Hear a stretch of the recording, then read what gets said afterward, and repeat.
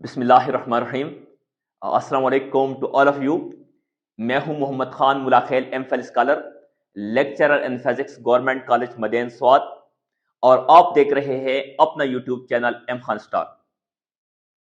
जैसा कि आप लोगों को मालूम है, हमने first year physics chapter number 6 fluid dynamics को शुरू किया था। इसी सिलसिले में आज हम पढ़ेंगे स्टोक लॉ। लेकिन स्टोक लॉस को पढ़ने से पहले हमारे जहन में फ्यू क्वेश्चन अराइज होंगे कि इस लॉ का मकसद क्या है, इसका डायग्रामेटिकल रिप्रेजेंटेशन, इसका स्टेटमेंट, इसका मैथमेटिकल फॉर्म और डिराइवेशन, इसके कुछ एजम्पशन, लिमिटेशन और इसके बारे में बहुत कुछ इंपॉर्टेंट कॉन्सेप्ट। तो आइए शुरू करते हैं। और स्टोक लॉ, इसका इंपॉर्टेंस ये है which give us the magnitude of drag force। जैसा कि कोई ऑब्जेक्ट फ्लूइड में मूव करता है तो इस पे एक अपोजिंग ड्रैग फोर्स लगता है, तो यही स्टोक लॉ हमें इस ड्रैग फोर्स का मैग्नीट्यूड देता है। जैसा कि एक डायग्रामेटिकल रिप्रेजेंटेशन में देख लें, हमने एक फ्लूइड को कंसीडर किया है जिसका कोएफिशिएंट ऑफ विस्कोसिटी है ईटा।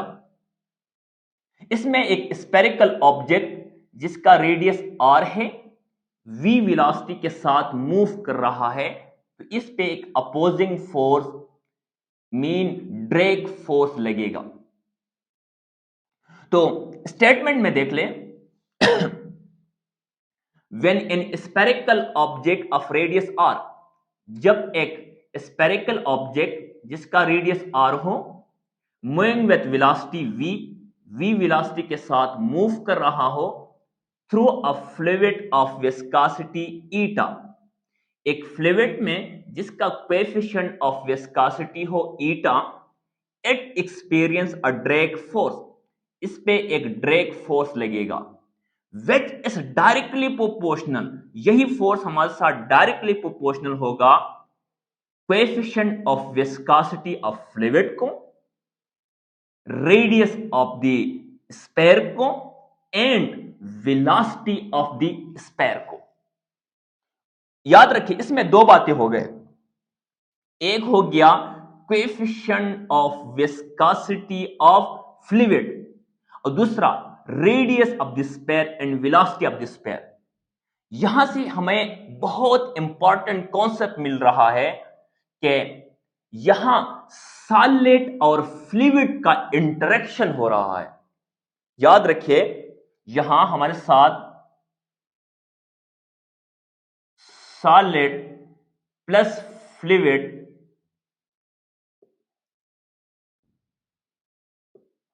इंटरेक्शन हो रहा है।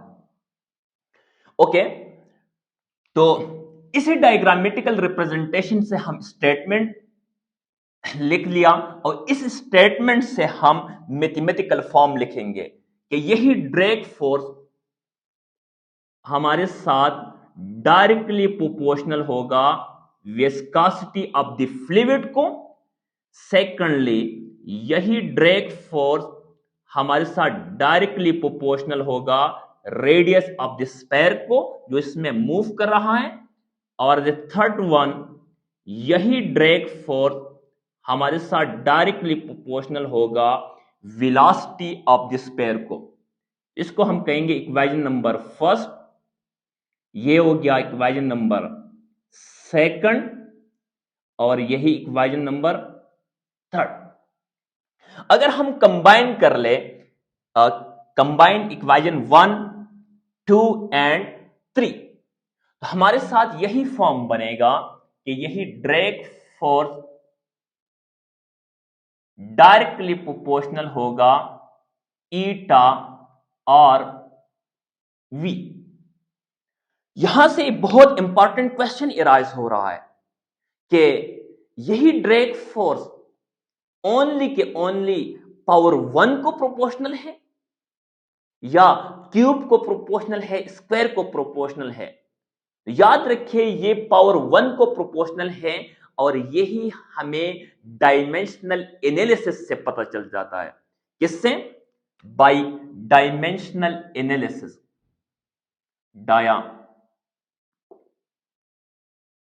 Dimension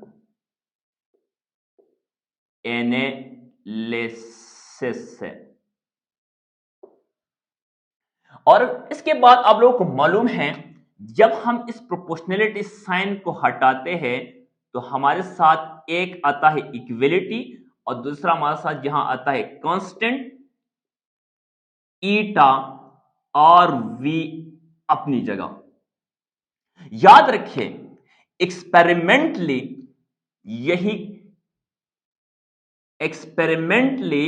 यही जो k है इसका वैल्यू हमारे साथ बराबर होती है 6 पाई की, क्योंकि डायमेंशनल एनालिसिस हमें कांस्टेंट के बारे में कोई इंफॉर्मेशन नहीं देता।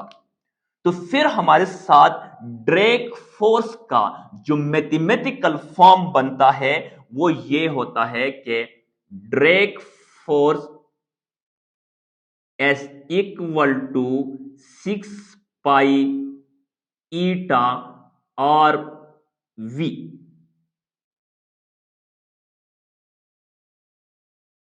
अभी इसके बारे में कुछ एजम्पशन और एजम्पशन के बाद इसकी लिमिटेशन और बहुत कुछ कॉन्सेप्ट पढ़ेंगे। लेकिन इससे पहले अगर आप लोग देखें तो ये फोर्स हमारे साथ कौन सी क्वांटिटी है? वेक्टर क्वांटिटी है। अगर हम इसका वेक्टर फॉर्म लिखे तो इसका वेक्टर फॉर्म कुछ यूं होगा कि यही drag force is equal to, लेकिन यहां एरो का सिंबल आएगा, is equal to minus 6 pi eta और वी वेक्टर। याद रखिए ये नेगेटिव सिंबल क्यों आया? बिकॉज वेलोसिटी और ड्रैग फोर्स अपोजिट डायरेक्शन में है, तो इसी वजह से यही नेगेटिव साइन आया। बिकॉज ड्रैग फोर्स, यहां से बहुत सारे एमसीक्यूज कॉन्सेप्ट और इंटरव्यू बेस्ड क्वेश्चन बन सकते हैं कि the drag force always in opposite direction of motion या always in opposite direction of velocity of the object. इसके बाद अगर हम ये स्टोक लॉ हमारे साथ कब एप्लीकेबल होगा इसकी एजम्पशन को देखते हैं। इसकी असम्पशन,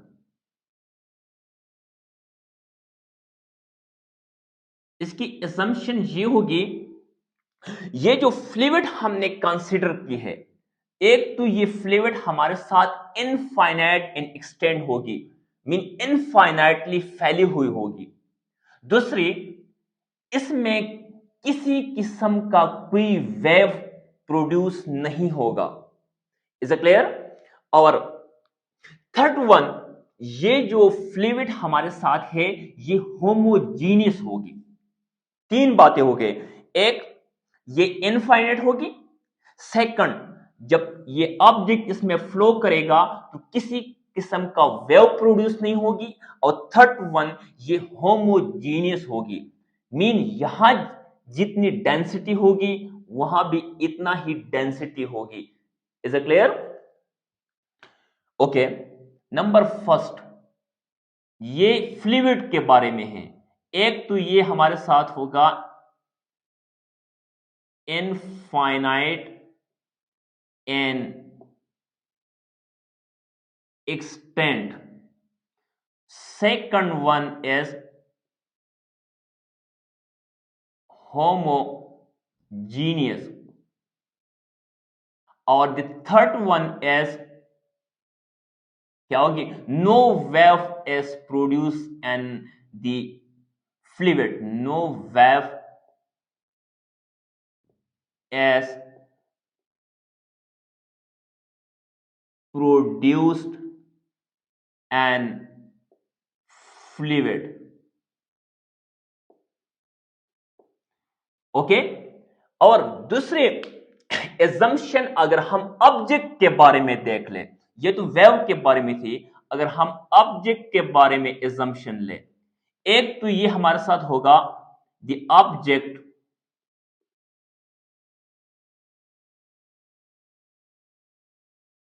मस्ट बी स्फेरिकल, ये हमारे साथ एक होगा स्फेरिकल होगा, दूसरा हमारे साथ होगा स्मॉल होगा, और थर्ड वन ये हमारे साथ मूव स्लोली, मूव स्लोली, ये स्लोली मूव करेगा, तो तब हम स्टोक लॉ को यूज कर सकते हैं। तो यहां क्वेश्चन ये अराइज होता है, जब ये इनफाइनाइट के बजाय फाइनाइट हो, इनहोमोजीनियस हो, अगर वेव प्रोड्यूस हो जाए, अगर ये ऑब्जेक्ट स्फेरिकल ना हो, अगर लार्ज इन साइज हो, तो फिर क्या होगा? फिर इस स्टोक लॉ हमें करेक्ट या एक्यूरेट रिजल्ट नहीं देगा, और जब हम इसकी मैथमेटिकल डेराइवेशन करेंगे तो ये मच मोर कॉम्प्लिकेटेड और डिफिकल्ट डेराइवेशन होगा, फिर ये फॉर्म हम यूज नहीं कर सकते। ओके, यहां एक बात ये होती है, एक कॉन्सेप्ट को नोट कर ले, अगर हमारे साथ स्पीड स्लो हो, अगर हमारे साथ स्पीड स्लो हो, तो फिर हमारे साथ यही ड्रैग फोर्स डायरेक्टली प्रोपोर्शनल होगा वेलोसिटी को। अगर हमारे साथ स्पीड क्या हो, हाई हो, स्लो के बजाय फास्ट हो, तो फिर यही ड्रैग फोर्स फिर लीनियरली इंक्रीज नहीं होगा, पर यही ड्रैग फोर्स ये डायरेक्टली प्रोपोर्शनल होगा square of the speed of the object which is flow through the fluid. Is it clear? Okay, अभी यहां एक क्वेश्चन करते हैं और फिर इस लेक्चर को यहां स्टॉप कर देते हैं।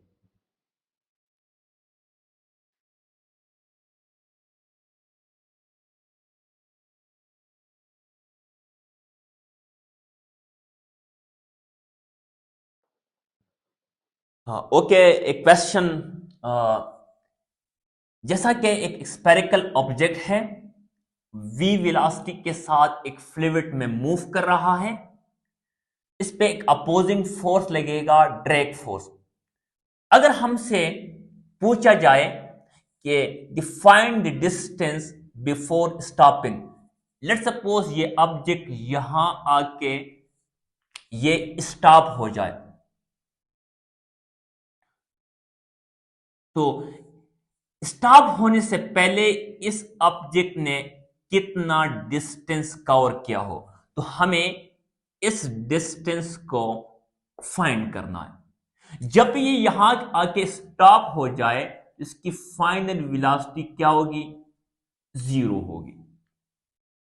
याद रखिए, यहां से लेकर यहां तक इस पे एक ड्रैग फोर्स लग रहा है, और ड्रैग फोर्स की वजह से इसकी एक्सेलरेशन क्या हो रहा है? डिक्रीज हो रहा है, क्योंकि वेलोसिटी कंटिन्यूसली क्या हो रही है? डिक्रीज हो रही है। अगर हमने इस डिस्टेंस को फाइंड करना है, तो हम ये equation 2as is equal to v f square minus v i square को यूज नहीं कर सकते, क्योंकि ये इक्वेशन हमारे साथ यूनिफॉर्म मोशन के लिए होता है, और ये मोशन यूनिफॉर्म नहीं है, क्योंकि इसमें एक्सेलरेशन डिक्रीज हो रहा है। तो अगर हम ये इक्वेशन यूज नहीं कर सकते, तो हमने एक अल्टरनेट इक्वेशन को बनाना है, यूज करना है। जैसा कि हम जानते हैं, हमारे साथ एक्सेलरेशन का जो फार्मूला होता है वो इस फॉर्म में होता है, delta v divide by delta t. अगर हम दोनों साइड को मीन न्यूमरेटर और डिनोमिनेटर को डेल्टा एस से डिवाइड और मल्टीप्लाई कर दे। तो याद रखिए delta s divide by delta t ये v के बराबर होगा। तो यहां से acceleration is equal to delta v into v divide by delta s होगा। इसको हम कहते हैं इक्वेशन नंबर फर्स्ट।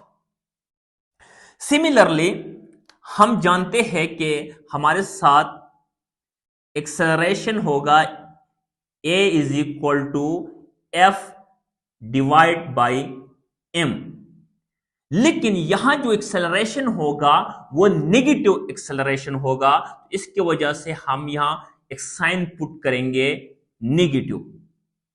अगर हम इसको फर्दर सॉल्व कर दे तो ये एक्सेलरेशन हमारे साथ बराबर होगा, ये कौन सा फोर्स है, ड्रैग फोर्स, तो -6 pi eta r v divide by M.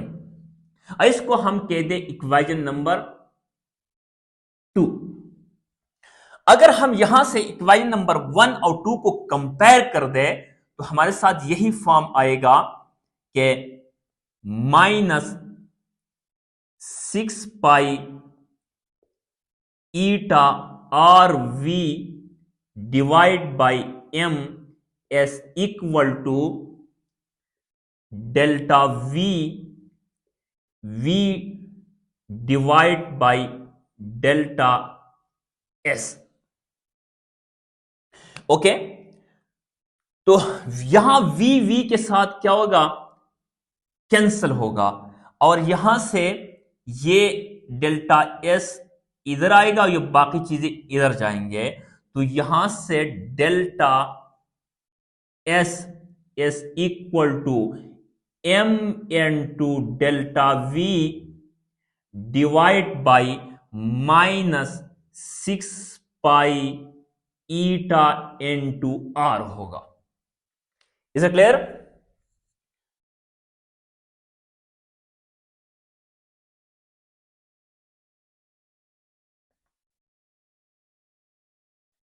Okay, तो यहां से अगर हम देखें तो इनिशियल में डिस्टेंस क्या है, 0 है, और फाइनली हमारे साथ एस एफ हमारे साथ बराबर होगा एस की। तो इस डेल्टा एस को हम यू लिख सकते हैं s f minus s i is equal to m delta v को हम यू लिख सकते हैं v f minus v i divide by -6 pi eta r, -6 pi eta into r. बहुत ध्यान से देख ले, यहां से हम इंटीग्रेशन की मदद से भी कर सकते हैं, लेकिन हमारा जो लेक्चर है वो ज्यादातर एफएससी लेवल के लोग देखते हैं, तो इसी वजह से मैंने ये फॉर्म यूज किया।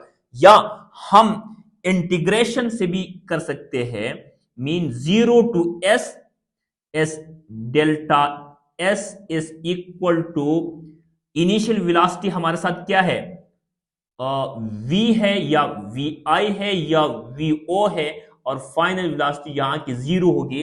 इसको अगर हम सॉल्व करेंगे तो यही रिजल्ट फिर आएगा।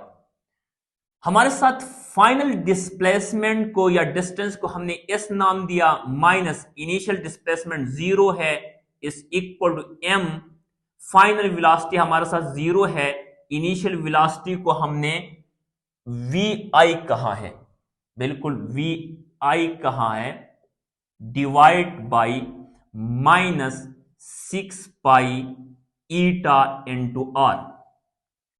यहां s माइनस 0 से क्या आएगा, s इक्वल टू ये 0 माइनस vi से माइनस आएगा, माइनस माइनस के साथ क्या होगा, खत्म होगा, तो m vi initial velocity divide by 6 pi eta into r. ये सब क्या हो गए? नोन वैल्यूज हो गए। अगर इन वैल्यूज को हम पुट करेंगे तो हम ये कितना डिस्टेंस कवर करेगा और फिर जाके स्टॉप होगा, तो इसको हम आसानी से फाइंड कर सकते हैं। लेकिन यहां देख ले, ये m mass of the object होगा, ये vi इनिशियल जितना वेलोसिटी होगी इस ऑब्जेक्ट की वो होगी, 6 कांस्टेंट है। इसी तरह ये पाई भी कांस्टेंट है 3.14, इस पे हम कभी बात भी करेंगे।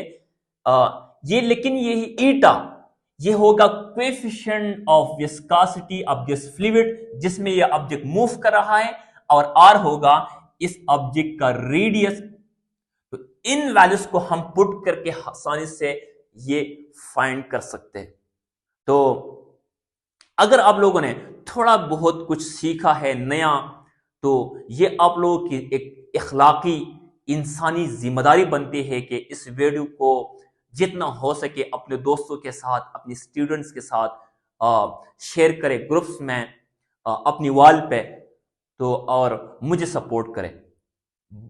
Thank you, bundle of thanks, वस्सलाम।